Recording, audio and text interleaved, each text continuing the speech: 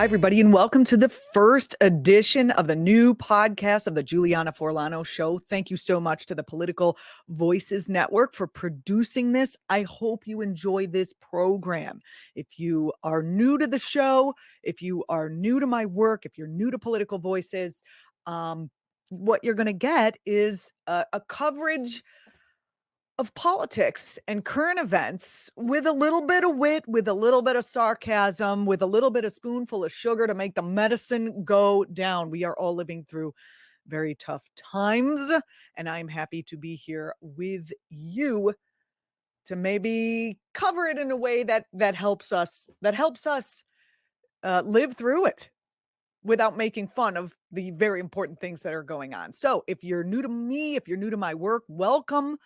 If you know me from other places like WBAI or the old Julianna Forlano Show podcast or ActTV or Progressive Voices, some of the other places that I have been, welcome back. I am very happy to have you here. I'm very happy to have this platform back. On the show today, we're going to start with my favorite segment, the headlines, and then we're moving on to a deep dive into a story about why people in power don't believe that white supremacy is as big a threat to the United States as it actually is. Joining me to talk about that, author David Neiwert, investigative journalist. Stay tuned. This is going to be a great show.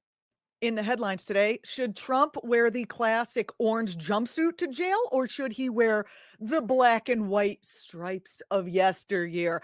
All that and who else might be joining him in the prison lunch line coming up on the headlines.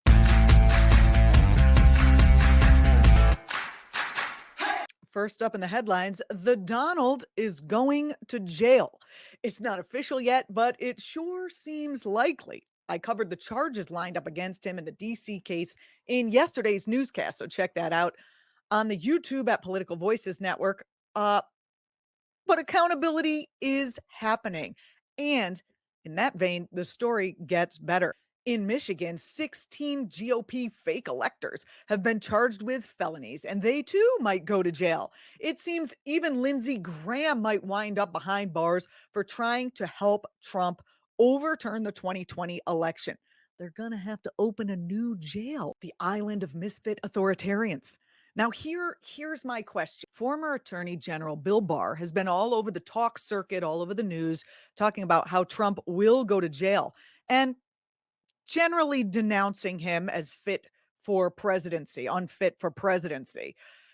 Does he think that is going to save him from going to jail himself? If lying can get Trump jail time, well, Barr, when are we going to hold him accountable for, let's see, all of his lies, like lying about the Mueller report, lying about the Mueller report, burying a whistleblower complaint, lying to Congress about burying a whistleblower complaint, exonerating Trump and himself. But wait, there's more. But I'm not going to go through it because that would take all day. Just a question. When are we going to see when are we going to see Bill Barr getting his comeuppance? There's room on the island of misfit authoritarians for Bill.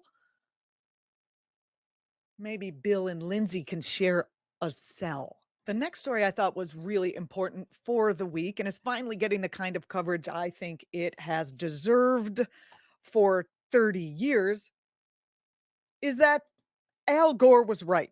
Climate chaos is upon us, and basically the entire world is experiencing the effects of catastrophic climate change. We're all basically living through or hearing about this week the reports of the U.S. South and Southwest's oppressive, record-shattering heat and the East's unprecedented flooding events. Europe is sweltering and burning. Canada is still on fire, even though you can't smell it from where I am today, but you could last week. Most news outlets are focused on what's happening in Europe and the US. Canada gets a shout out because it's being on fire is affecting the US, but this stuff is basically going on all over. So I thought I'd I'd mention a few other stories that are happening. The heat index in Iran topped 150 degrees. In India, 90% more rainfall than is considered normal during a monsoon season fell in Delhi, and floodwaters are so high they're lapping the walls of the Taj Mahal. South Korea has killer flooding and torrential downpours, and it's snowing in Africa. Even the fish are sweating. There's a massive marine heat wave going on. This is not good, people. The soaring heat has led some meteorologists to increase their warnings about this year's hurricane season. On Thursday, forecasters at Colorado State University said they now expect an above average Atlantic hurricane season with around 18 tropical cyclones. This is a reversal from their earlier forecasts of a quieter than usual year that was already questioned by the researchers at the University of My Eyeballs. It's pretty obvious that Al Gore, who said the storms are going to intensify and get worse, and, there will be more of them, has been pretty accurate. I report this story in this way, not to scare everybody into hopelessness, but my hope is that somehow, someday, we can see that we are all in this together. We're all in this together. We are all in this together.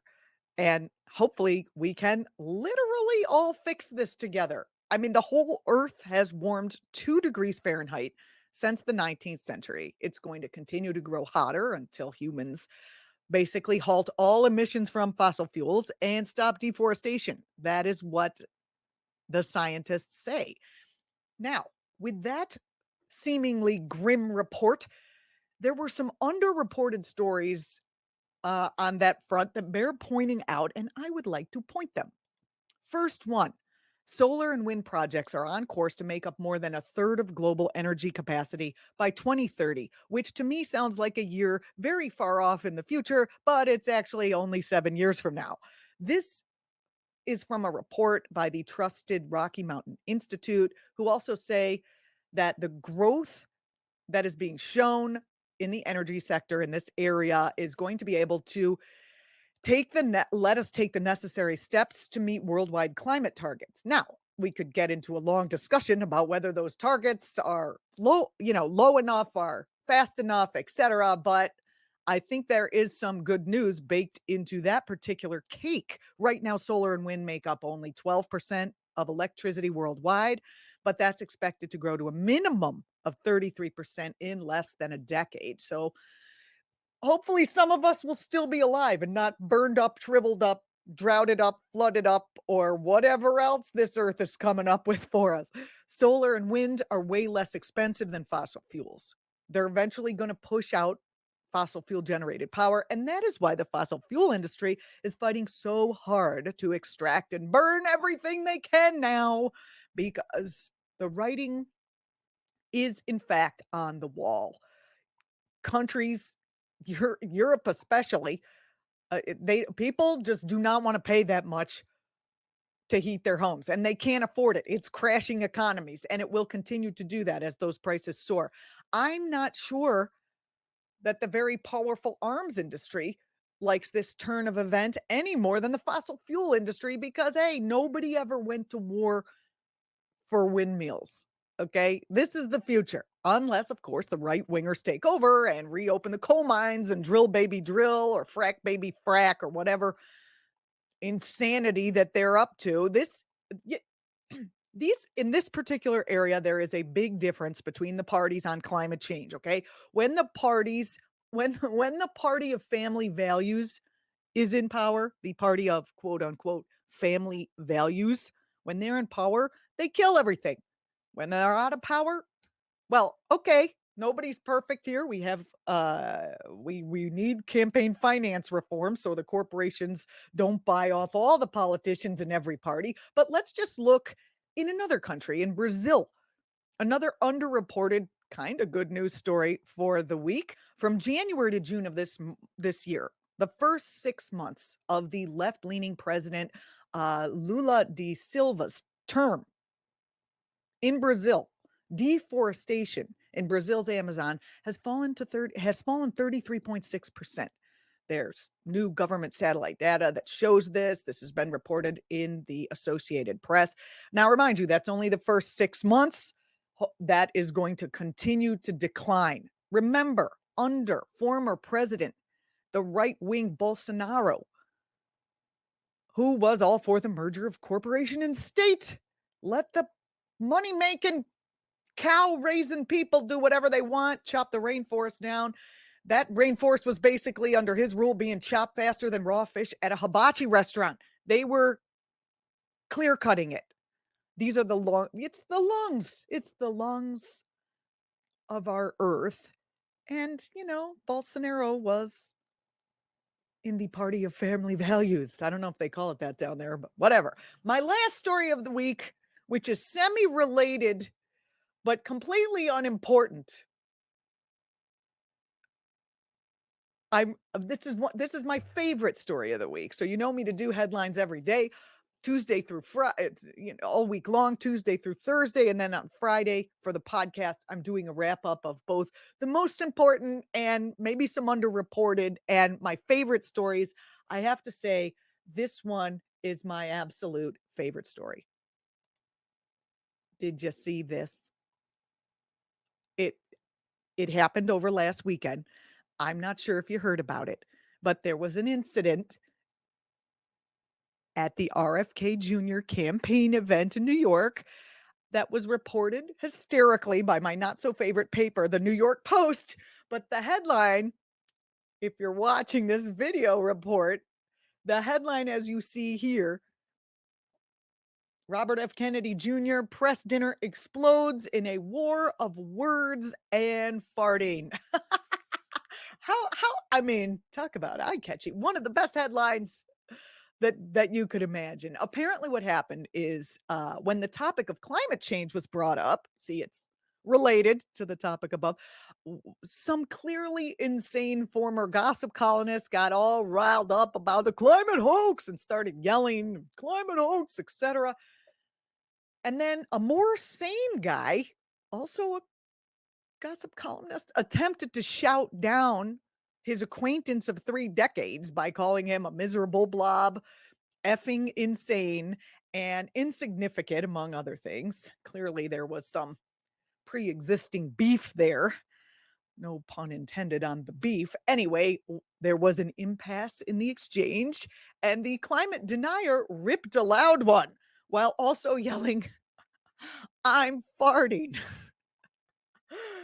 Oh my gosh. At least he didn't deny everything that's obvious. He's a climate change denier, but I'm farting. Oh my God. Hilarity ensued, my friends. I just, I thought if you haven't seen this, you would enjoy it. Mother Jones did a report on it, calling it weaponized flatulence. I can't. It's too much. It's too much. RFK, I mean, he has a little sales empire that pushes so many vitamins and survivalist regimes that I'm surprised he maintained his quiet composure, as they reported, instead of recommending some patented RFK brand of Beano.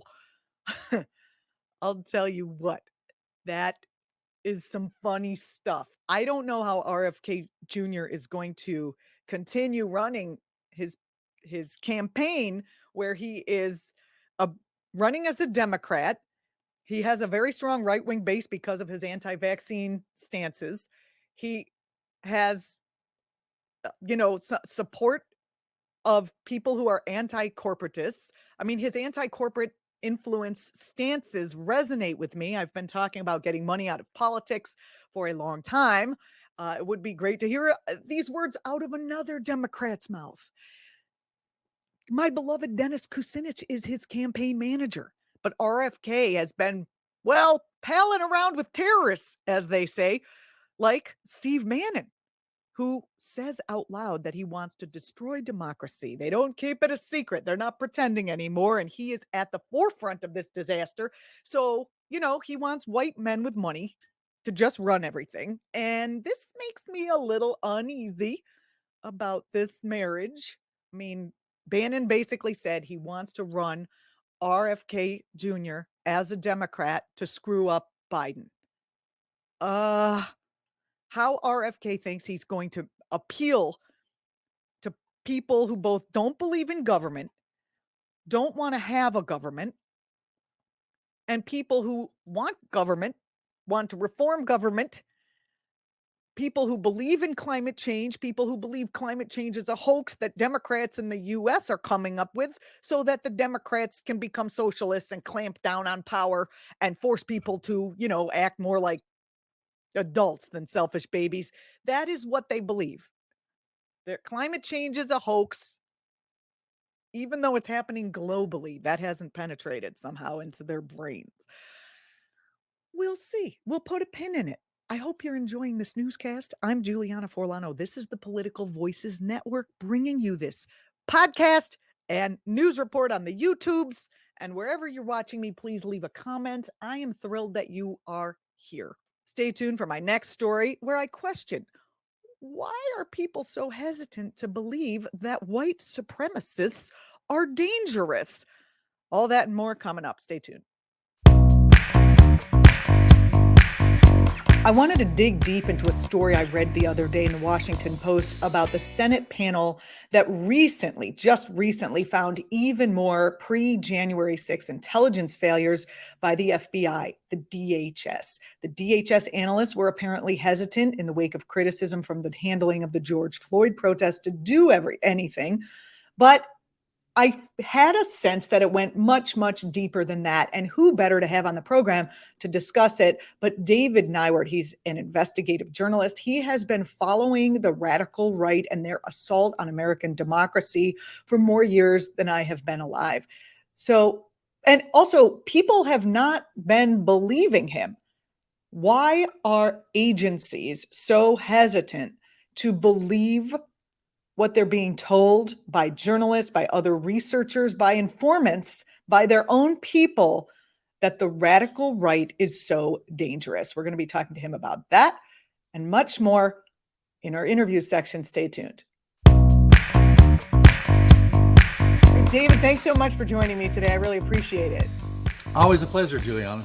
So let's first jump in with the story that I led off with about the January 6th insurrection, and why the DHS and FBI and all those other folks did not believe that this was going to be a serious matter. Well, the FBI, all the law enforcement was looking the other direction. They had all really bought into this whole narrative concocted by right-wing extremists that the real enemy, the real violent people out there on the streets were Antifa and Black Lives Matter, right? And they were anticipating that for some reason they thought that Antifa would come out to defend Joe Biden. Well, boy, are they wrong about that. This is part of Trump's calculus too. They all anticipated that what they would be encountering on the steps of the Capitol would be, resistance from violent leftists, this violent leftist boogeyman that they had concocted out of mostly whole cloth. But do they mean Black people when they're talking about violent leftists? I mean, there's a lot of leftists who are white hippies. They're not violent. What are they talking about when they? Oh, there are anti-fascists who are violent. Okay. Engage in, but you need to understand they're a pretty tiny faction. Most anti-fascists aren't violent, but there are some who, are into the whole black bloc scene and are happy to engage in acts of vandalism. And the idea of Antifa is to go out and meet fascists in the street where they appear and then counter them, counter their violence with whatever they need to do to counter it, right? To chase them out however they need to. And this can include acts of violence, but for the most part, I think most anti-fascists will tell you that they prefer nonviolent means, but they're willing to use violence mostly in defense of themselves and of the minorities whose interests they are out defending. So, and not only was this part of Trump's calculus. That's the phone saying that you're right. Bing, correct. Yeah, no, this is. Don't worry about that. That's no problem. We're just happy to have you on the program. Yeah. So you were saying that Trump was calculating that this. Well, yeah, of course, this was part of Trump's calculus that he was anticipating that the mob that he was whipping up to be there on January 6th was going to be getting into it with Antifa, and that this would give him an excuse to invoke the Insurrection Act, which was key to his being able to stop the ballot counting and invoke the fake electors and the whole scheme. This is all part of how it all was intended to work. And the FBI and law enforcement in the country had been looking for a long time, had actually been dealing with Proud Boys and Oath Keepers directly as informants, not to the point of being informants for the FBI was not to inform on their own organizations, but rather its purpose was to inform on Antifa. So, when afterwards Tucker Carlson got a hold of the reality that, yes, a lot of these Oath Keepers and Proud Boys were in fact acting as federal informants, they used that to say, oh, well, see, it was actually an FBI operation, right? But in reality, the FBI was not interested in the activities of the Proud Boys because they assumed that, and they all saw each other as being on the same side. Wow. And so this was why the FBI was totally unprepared for this, because they had bought into so much of this narrative about the violent left. And this is not unusual for the FBI. They've been doing this for decades. Were they prepared for, like, if the violent left came out, were they prepared? Is there evidence that they were prepared to go and quell that kind of insurrection? Yeah, well, that was, I'm pretty sure that was when, the then acting defense secretary, Miller, was supposed to release the troops as if the anti-fascists showed up. And when they didn't, then he held the National Guard back. Yeah, but trying to murder Nancy Pelosi, that's... Yeah, wow. And Mike Pence, too, for that matter. Yeah. No, they were... they were looking let's just say they were looking the wrong way. They were utterly unprepared. I'm still not convinced that they have figured this out. I mean, are they unprepared, or are they on the side of neo-Nazis? I mean, unprepared seems nice.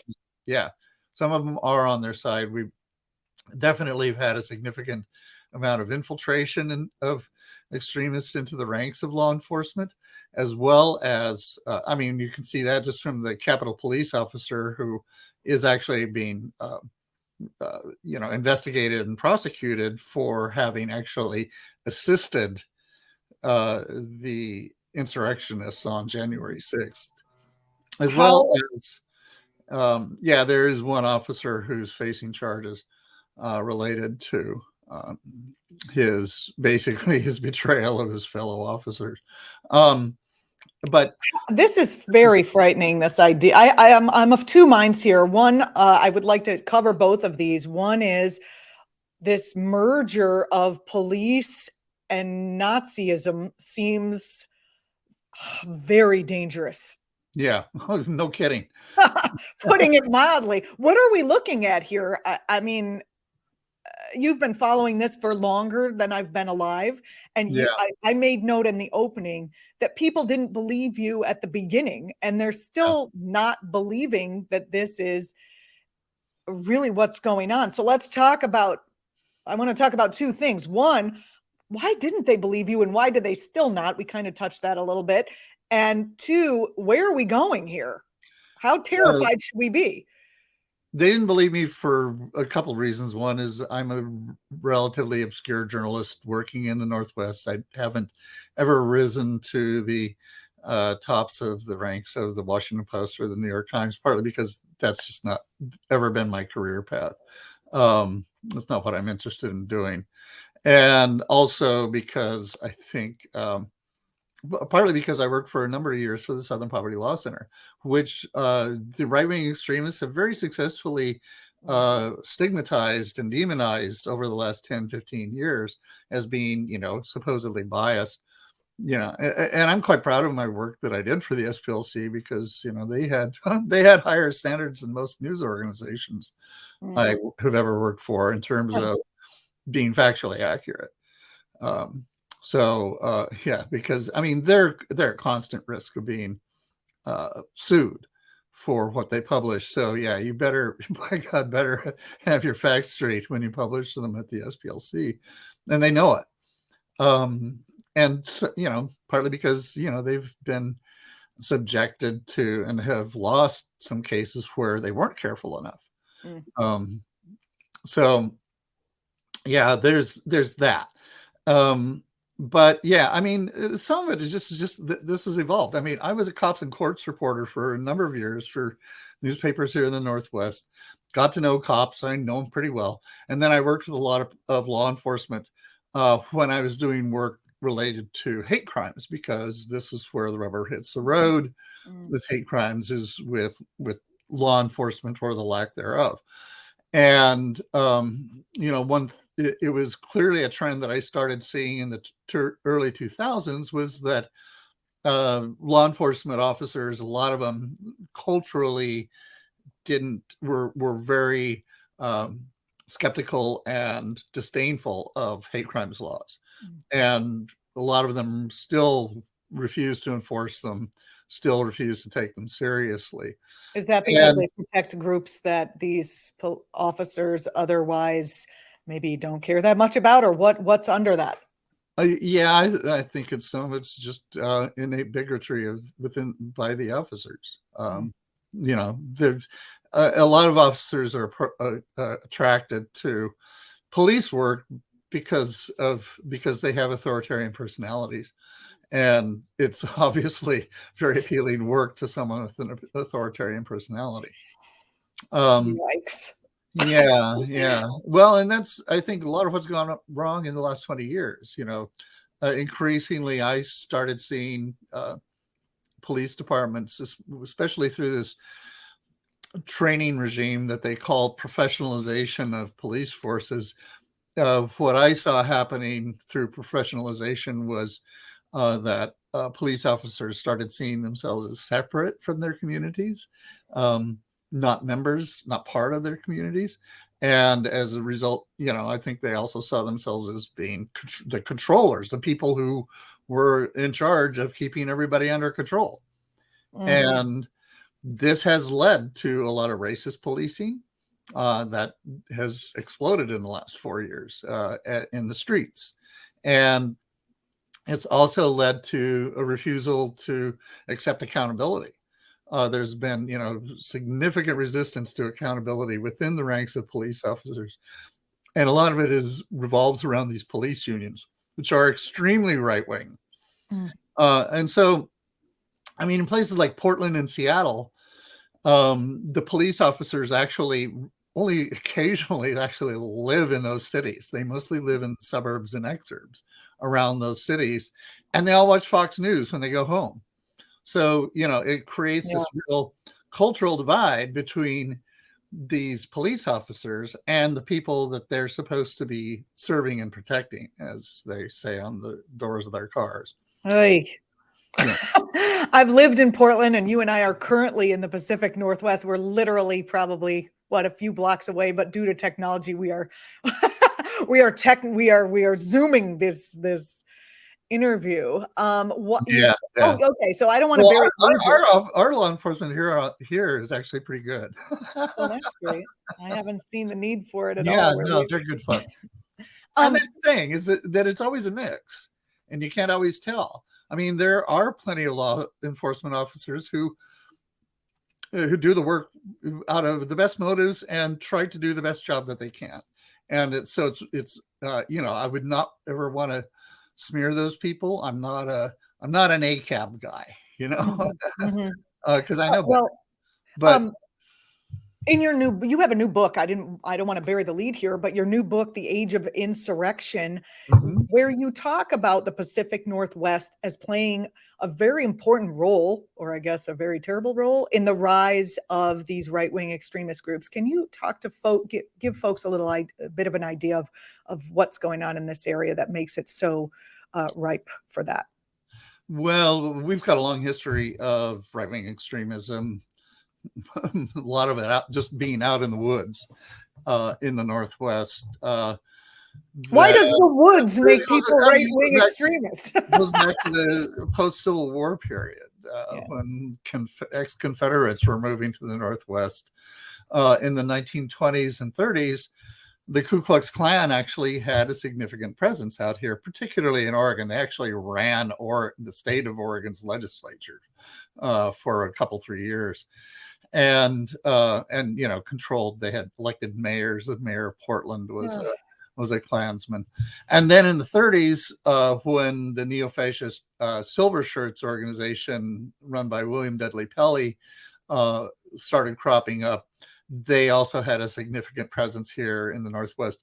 Washington was one of the only states. Pelley ran for president in 1936, and Washington was one of the only states where he actually made it onto the ballot. And he got like 4% of the vote. So we've had this history for a long time, but I would say the real major nexus that happened to the Northwest was in the early to mid 1970s when the Aryan nations moved up from Southern California to the Idaho Panhandle and set up Were, shop there. were they priced out of San Diego? I mean, why did they No, leave? no, they wanted to get away from all the brown people. Ah, the brown people. Yes. Yeah. Okay. Right. Yeah, no, they thought that the California was turning into a cesspool, and so they wanted to go to a place that was all white.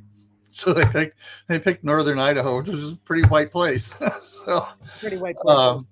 and I was working, and that's how I got started in all this. Was that I was the editor of the little daily up in Sandpoint back in 1978, 79, and they had just moved in like 76, 77 down in Hayden Lake area. And I saw, we started seeing a pretty big influx of right-wing extremists into the area around it, because that was their whole purpose of moving there. They wanted to create an all-white homeland based, centered around the Idaho Panhandle, but really the inland Northwest. They called their campaign the Northwest Imperative. And they they actively recruited people to move to the region to help them set up shop. And this has never gone away. The Aryan nations got put out of business in 2000, finally, after nearly 30 years of being a profoundly toxic influence in the region and bringing all kinds of criminality and toxic influences. But that toxic influence never went away. And so now Yeah. we're seeing in Idaho, I mean, the state of Idaho is being gradually taken over by far-right extremists who are actually moving there in large numbers from Southern California and places like that. They're being recruited to move there, be told to get out of that cesspool in California and come to where the conservatives are running the show. And, a lot of these people are actually explicit white nationalists and neo-Nazis. They have direct connections to the major political players in the state, particularly the Kootenai County Republican Central Committee and the Idaho Freedom Foundation. Both are just riddled throughout with white nationalists and all kinds of extremists. So On the East Coast, where I normally am, where we normally talk about, politics somehow seems centered there for national politics, at least. Do you feel that Idaho and this movement is getting more attention, enough attention? It yeah. seems quite dangerous to have them all together, having meetings, etc. Yeah, I don't think I think everyone underestimates how strong the extremist influx is in the state, and how to what extent they actually have taken control of the levers of the state. I mean, it's easy to ignore because Idaho's not a high population state, um, and this is generally kind of on the back burner list of interest, as is news as a news judgment matter. Sure. Uh, you know, um, we're I mean, they're we all are over seeing the place. we We've are got seeing Georgia, Florida. yeah, we're seeing similar dynamic taking place in places like Missouri, Texas, and Florida, where I mean, what was Yeah, it? where we Rick know Scott. what's going on, Rick Scott right? just was last month was telling communists shouldn't even come to our state, and what's a communist? Please, How many are you? communists do we have? I mean, Yeah, anyway, yeah. Well, a lot of this is descended from the John Birch Society. I mean, and they still have an incredibly powerful influence in all this. So, you it seems that certain uh, financial forces are benefiting from the rise hmm, of white nationalism, neo-fascism, and the other, we could name mhm. the different branches of this. Can you talk a little bit about that? Yeah. Uh, yeah, go ahead. Sure. Well, I mean, the essence of all this is a profoundly anti-democratic campaign. This is what they're trying to do. They're trying to hollow out democracy from the ground up. They're attacking these school boards and these library boards and these city councils and county commissions and state legislatures, by sending Proud Boys out to berate and threaten them. And they're also using the power that they do have within these legislatures to pass, anti-abortion laws, anti-CRT laws, anti-LGBTQ laws, Mhm. all of them aimed at, and they're accompanied by really explicit expressions of eliminationism, where we want to eliminate leftism, we want to eliminate transgenderism. We're going, and this is people like Ron DeSantis and Rick Scott saying this stuff. So Leftism and abortion are one and the same for them, even though like I think it's 78% of all of Americans yeah, want abortion. yeah, no, they don't care what the people want. What they want is what they're doing is trying to create as much chaos within the system, and like I say, really undermine basic democratic institutions, take away people's rights, and create this turmoil to the point that people don't believe in democracy anymore. I mean, this is the whole purpose. Sure. And there are all of these billionaires, guys like Peter Thiel, who are explicitly hostile to democracy because they believe, Thiel says that he doesn't believe that democracy is compatible with freedom, which is His own personal freedom. yeah. Well, and that's right. That's his definition of freedom, is the ability to control everybody else. That's the And freedom. do whatever he wants, even if it's like murder That's something. correct. Yeah, right. Well, it's like for racists, their definition of freedom is the ability to take away other people's civil rights. And the definition of freedom for gun owners is the ability to fire off any round that they want at anybody they want. So that's when you hear them go freedom. that's Yeah, that's right. the freedom they're talking about. Oh my God. It's like now that I have a child, you see that children, when they want freedom, they just, I don't know. I see these guys, mostly guys, and maybe I'm wrong. You can correct me on how many women are part of this movement, I guess. But they're mad at their moms for not letting them do whatever they want. And they're taking that with them for the rest of their lives. They're just, Yeah. they're just little Well, beasts. I think that actually the real dynamic at work here is authoritarianism and authoritarian personalities. I mean, certainly we're seeing all of this play out. The three core behavioral and attitudinal clusters of authoritarian personalities are, first, authoritarian submission, which is, submission to the rule of the great, glorious leader, and strict adherence to whatever it is he says. Second is authoritarian aggression, which is directed against anyone who fails to submit. And then finally is their conventionalism, which is what, this belief that they represent the real America, that they're, we're actually standing up for the will of the silent majority sort of stuff. And this sort of stuff, and of course it produces, those three clusters produce a whole array, a long list of traits, including,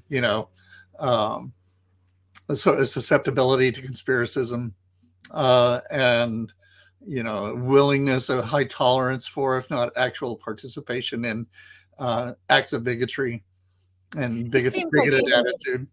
On the bigoted attitude on the financial front, on the sort of corporate, I feel like when corporations start suffering from this, then we'll see maybe some movement. But right now, corporations are benefiting. They can keep wages suppressed.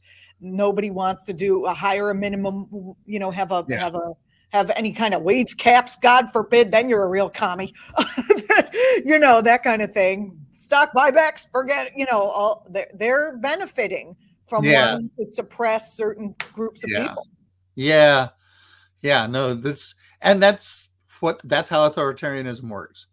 Authoritarian leaders, we usually think about authoritarianism in terms of the leaders, right? And so, but authoritarian leaders have very distinctly different personalities than authoritarian followers. Authoritarian followers want to follow. They want somebody they basically want to farm out their thinking to whatever it is that the leader says. And they don't want to have to think. They don't want to have to deal with the vagaries of democracy, the challenges of democracy. They want, their mighty leader to use his sword to cut the Gordian knot, as it were, with one blow. And that's how they see the world. I think the action for action's sake is a really big thing for them. I've been talking about this a little bit on the show and a little bit privately with friends, but it seems that our religious organizations, many religious organizations, I was brought up Catholic, that one specifically I'm thinking of, but I know there are others that don't encourage free thinking. They just encourage following. So we are steeped in religion from the day we're born that just says, don't worry about it. I've got this. I'm the priest. I'm the leader. You just do what I say and you'll get into heaven. No big deal. That we're seeped in being trained to follow the leader. Yeah. And then you've got Fox News out there sort of demagoguing, and it's a disaster. Yeah, especially when it happens on that large of a scale. And it's not just demagoguing. They're also doing a tremendous amount of fear mongering, which is actually how you're able to induce an authoritarian response in an audience. You can actually increase the levels of authoritarianism that are out there. Authoritarianism is a sort of natural part of every society. Generally speaking, there's 15 to 20% of most populations are authoritarian personalities, but you can actually expand that by fear mongering, because the more people get this drumbeat of fear, we're got to worry about is after 9/11 is when, of course, it really took off. Got to worry about those Muslim terrorists. Then it was got to worry about those evil immigrants coming over the border, and then in the last 5-6 years is, got to worry about evil Antifa, and then got to worry about CRT, and now it's the groomers. They come up with whatever it is that works to generate fear, this fearful response. So that's key to the dynamic. A couple of other questions before we get to how do we fight them, which will be what we end on. Is this population growing? is the media coverage of what's going on, not January 6th, because that was obviously a huge deal for our country, but is it outsizing it to make viewers more afraid than they should be? Or should we be really terrified at what, or, I don't want to cause people to be, afraid, and Yeah, then they yeah, yeah, become yeah. exactly what we just You don't talked want about. to do fear mongering, thank you. Uh, If you give me just a reality check, because right. it's hard to get Yeah, that no, sense from watching um, CNN or MSNBC or any of them. I think it expanded significantly between about 2012 and 2020. I think it has largely stopped growing, but it Why do you nonetheless. think that is? I think actually January 6th had a lot to do with waking people up and making them realize that this was going down a bad path. And So that's I'm really encouraged by I was very much encouraged by the election results, both in 2020 and in 2022, which really indicated to me that Americans do take seriously these threats to their democracy. And it drives me crazy that Democrats aren't smart enough to lean into that shit. But I know that's a whole nother show. that is a whole nother show. We won't, and we can certainly talk about how we resist it. But yeah, I think that a lot of it has to do with people sort of wanting to believe that things are going to. We can go. Oh, it's actually still normal. We'll just brush this back into the corner and it'll go away. And I hate to tell them that it ain't going away until we stand up to it and play hardball and drive them deliberately back to the margins where they belong. I mean, we'll never get rid of people like this altogether. And why would we want to? That's not how an open society works. But we definitely don't want to give them allow them as much control and influence as they have, because society cannot work if and when they're in charge, because then it's just chaos. Then it's just authoritarianism. Democracy ends, and Yes, we've all seen The I don't think Handmaid's Tale. anybody's going to like the results of that. So, yeah. So there's For average Joe or Jane or anyone in between, do to help, just in their everyday life? Are there things people can do? Yeah, a couple things. One is don't just tolerate this stuff. When you start hearing people spouting conspiracism and let's go Brandon stuff and stuff like that, call them out. Don't just be silent in the face of this. People need to hear back. There needs to be deliberate pushback. I mean, you don't have to get bellicose and violent like they do, but these guys need to hear that what they're doing and what they're saying and what they are participating in is wrong, and bad for the country, bad for America. It's incredibly harmful, and it's bad for everybody that we all have family members who are going to be vulnerable to these kinds of waves of authoritarianism, and if we love those family members, I have LGBTQ folks in my family, and I'm very deeply concerned about what's going to happen to them in the next 10 years. Mm-hmm. So I'm fighting on their behalf. I'm fighting on the behalf of of journalism, because if we don't have a democracy, we ain't doing journalism, we're doing propaganda, folks. Right. And that's what we'll be doing. There's a whole there's a really long list of reasons to stand up, but I also think we need to start thinking about ways we reform these things.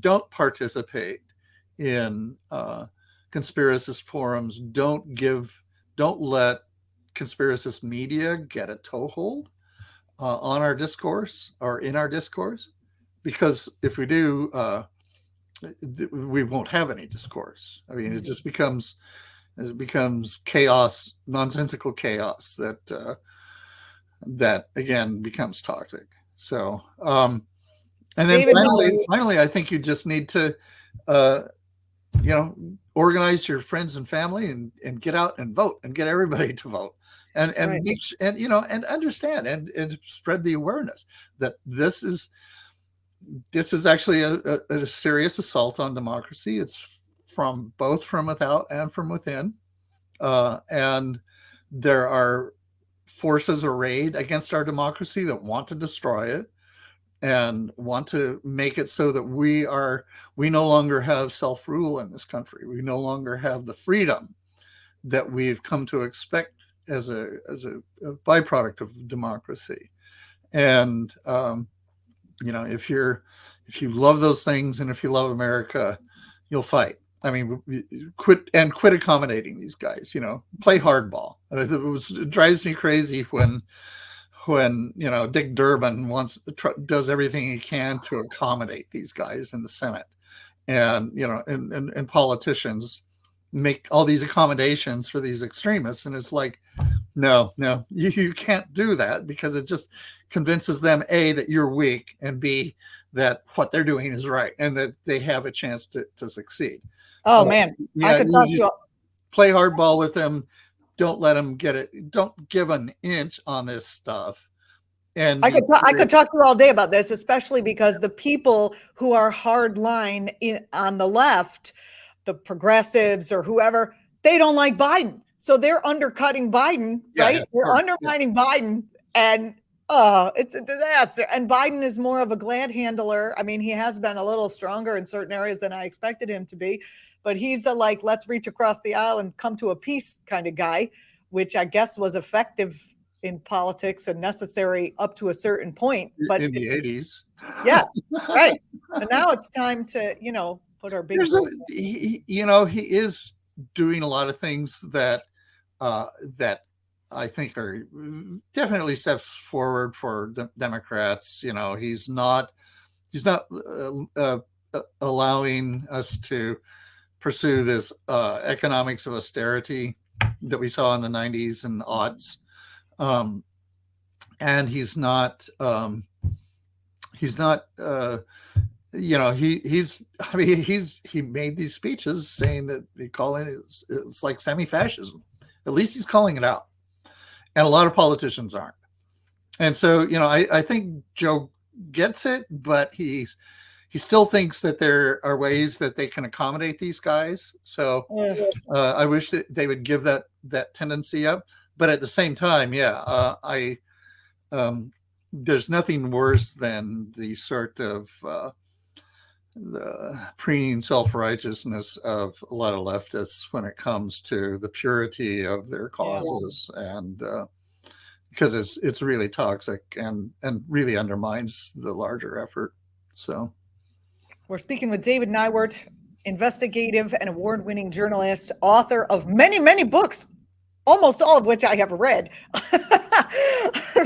The only one I didn't finish was Red Pill, Blue Pill, the last chapter, I think because a new book had come out by the time. Anyway, in the new book is The Age of Insurrection. We could, there's more of this. Insurrection and white nationalism is a very hard topic to talk about, and I appreciate you bringing insight, humor, humanity. You make it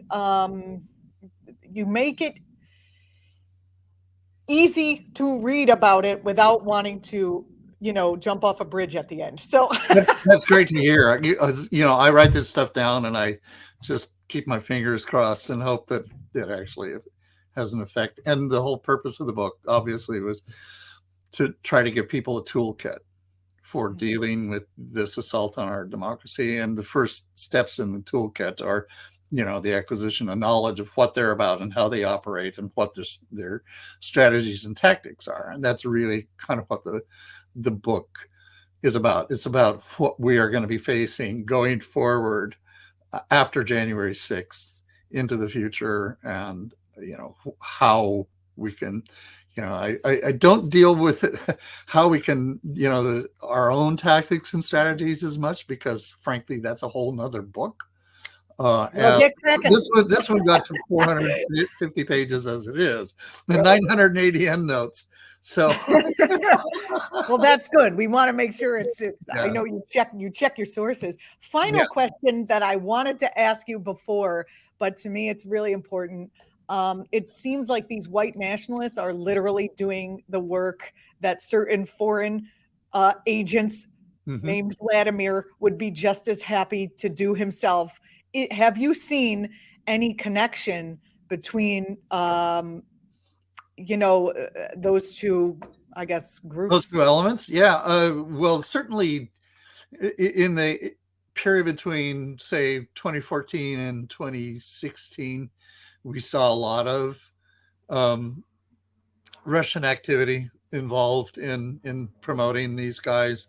Um, and I knew it. we know that there are still connections between particularly some of the real far right extremists, the real neo-Nazi types, and elements in Russia. Um, but it's hasn't been as obvious the last couple 3 years, and I can't point to as many um, tendencies. But yeah, this is a global far right takeover attempt, and it's not just in the United States. And I discussed this in my opening in my preface that we're seeing all kinds of the ascension of right-wing extremism throughout Europe. We're seeing autocratic states displace democracies there, like in Turkey and in Hungary. We are, and increasingly, the Italian prime minister Yeah. is a proto-fascist. The far right party recently took over in Sweden. So there are a lot of, and of course you have authoritarian states in Myanmar and the Philippines and elsewhere, and let's not forget India, where there is, Modi is clearly ruling as an autocratic authoritarian and behaving in ways that are, I think really toxic to the democracy there. So, and these guys all have connections with Putin. So, yeah, they are connected, um, and they are very active. And once again, it's enough to fill an entire book. All And I right. decided I couldn't do that book. I needed to do the book that focused on, because what Putin's been doing here is, he's not going about actually sort of introducing new elements, although there has been some of that. We have seen some neo-Nazi terrorist gangs that clearly have Russian origins, particularly Atomwaffen SS, and the base, or a couple of them that have powerful Russian connections. But what we're more seeing is what he's actually done is that he's taken existing fault lines that have existed within the American body politic for over a century, and he's cracking them open, and he's widening them, and he's creating these huge gaps within the American public, so that we don't trust each other anymore. We don't trust our information sources. We're having epistemic crisis because we can't tell what's true and what's not, thanks to the pollution of the information space. And these things are all, really, again, incredibly toxic to democracy. They have really powerful destructive effects, and these are all things that we need to be fighting. Absolutely. David Neiwert, thank you for the fight that you've been doing for over 50 years, my entire, from before I was living. I appreciate everything that you have been doing. Follow Yeah. David on Twitter. David, you're still on Twitter, right? I mean, where are we I going? am still on Twitter, although I'm very seriously contemplating the other sites, because Elon Musk is another one of these billionaires who is participating in these he clearly has a lot of hostility to democratic institutions. So No. Well, for now on Twitter. I'm sure if you're going to leave Twitter, you'll put it on Twitter where you're going to go. Yeah. It's a fact. Yeah. Thanks so I much. I know haven't we have. decided what to do yet. But Thanks for your for giving us all this time. I know I asked you for about 20 minutes and you've given us more than 40. So thank you so much for being my on here. It's pleasure. always a pleasure to talk with you. Hey, always. Let's go get coffee. We're going to get coffee. All right. We'll see you, the audience, a little bit later. You're watching the Julianna Forlano Show. Thanks so much. You're watching the Political Voices Network. I didn't want to stop the interview to say subscribe or share this with your friends. So I'll just say it now. Subscribe, share this with your friends, etc., etc. We're going to do some deep dives. I like doing deep dives. If there are people you want me to interview, put them in the comments wherever you're watching, listening, etc., to this, and I will see if I can get them on and we can chat. All right. Thanks so much. Have a great day. See you next time. Thank you so much for joining me here on the inaugural episode of the Julianna Forlano Show with the Political Voices Network. I appreciate you being here. I hope you loved it. I look forward to your comments, and I'll see you next week.